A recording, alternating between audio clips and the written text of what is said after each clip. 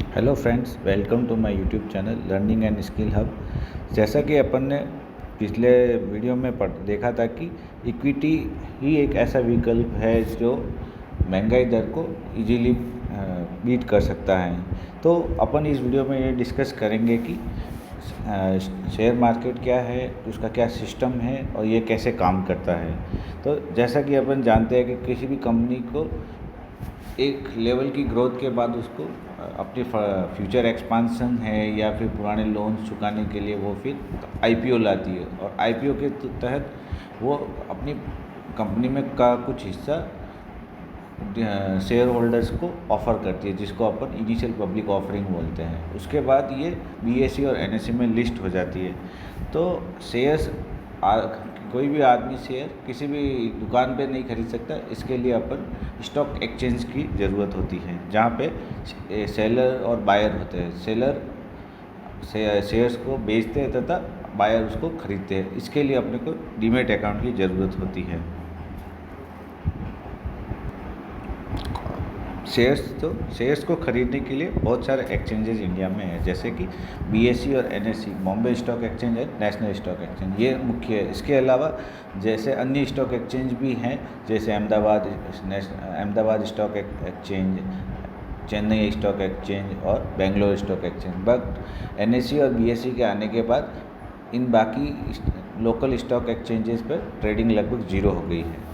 अब आगे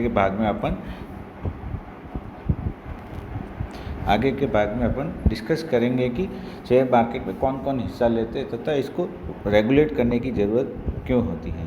तो जैसा कि आप सभी जानते हैं कि शेयर मार्केट में एक व्यक्ति से लेकर कंपनियां सभी लोग इन्वेस्ट करते हैं, जहाँ पे ये शेयरों की खरीद और बिक्री करते हैं। इन्हें मार्केट पार्टिसिपेंट्स भी कहते हैं। मार्केट पार्टिसिपेंट्स का मतलब ये होता है कि ये स्टॉक एक्सचेंज से आइदर शेयर खरीदेगी और बेचेगी। इसमें एक आम आदमी से लेके बड़े बड़े फाइनेंशियल इंस्टीट्यूशन, फॉरेन इंस्टीट्यूशन और एएमसी, कोई भी बड़ी कंपनी एलआईसी है, जैसे कोई भी हो सकता है।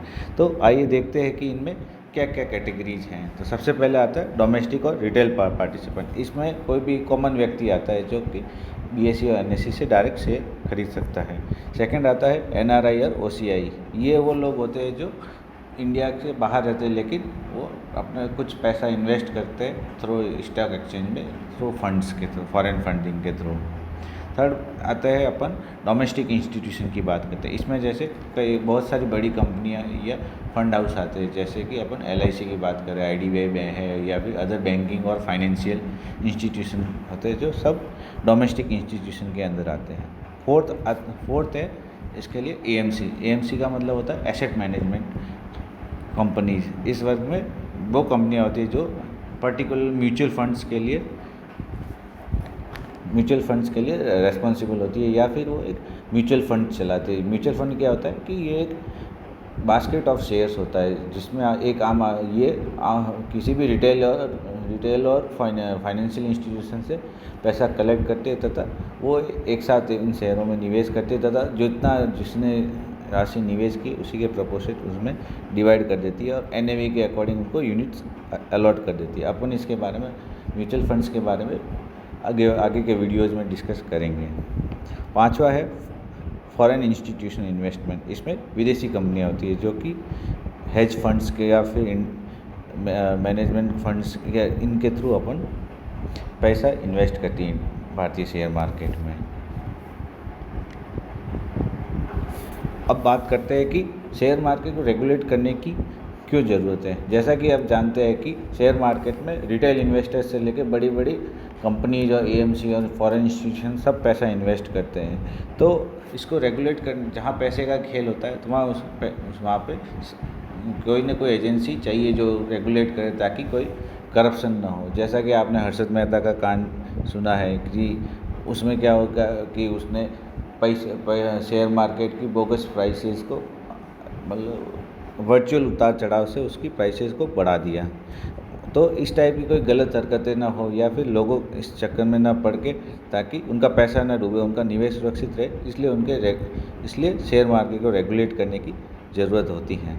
यदि शेयर मार्केट पर अगर किसी का कंट्रोल नहीं रहेगा तो फिर करप्शन होगा और इसमें आम आदमी से लेकर बड़े बड़े फाइनेंशियल इंस्टीट्यूशन, बैंक, सबका पैसा डूब सकता है, जिससे देश की अर्थव्यवस्था चौपट हो सकती है या बड़ा नुकसान हो सकता है। इसीलिए इसको रेगुलेट करने की ज़रूरत है।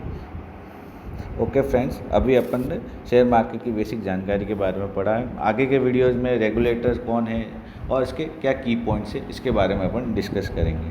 Thanks for watching my video.